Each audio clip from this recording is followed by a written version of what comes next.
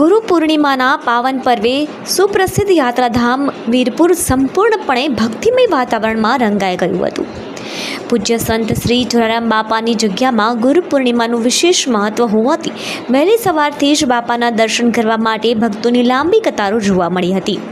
આ પવિત્ર પ્રસંગે જલારામ ગાદીના ગાદીપતિ પૂજ્ય રઘુરામ બાપા તેમજ જલારામ બાપાના પરિવારજનોના હસ્તે પૂજ્ય ભોજલરામ બાપાની સમાધિનું વિધિવત પૂજન અર્ચન કરવામાં આવ્યું હતું।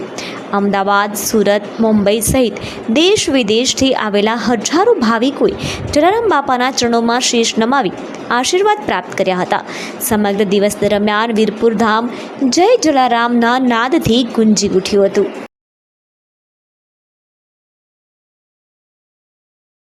મારું નામ ગણાત્રા ચિરાગ છે અને અત્યારે હું ગુરુ પૂર્ણિમાનું આજે શુભ રૂડો એવો પ્રસંગ છે મારા માટે, કારણ કે આજે ગુરુ પૂર્ણિમાના દિવસે હું પૂનમ ભરવા માટે ચાલીને આવ્યો છું મારા ગુરુને મળવા માટે।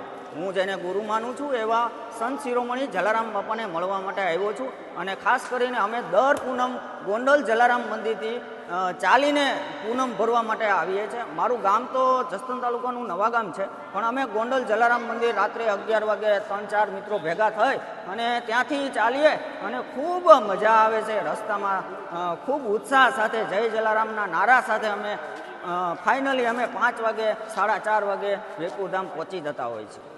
કેટલા સમયથી તમે ચાલીને આવો?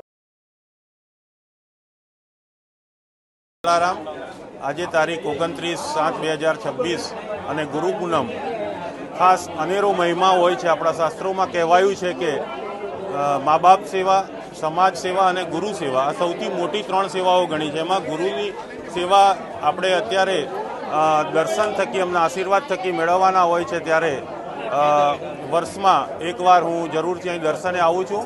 હું મહીસાગર જિલ્લાના સંતરામપુર તાલુકામાંથી મોટી સઠણ ગામથી આવું છું અને છેલ્લા 17 વર્ષથી હું જલારામ બાપાના દર્શન કરી ધન્યતા અનુભવું છું। એમના પરચા અપરંપાર છે।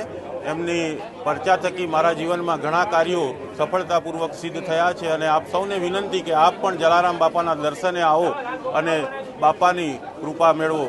એવા સૌને જય જલારામ।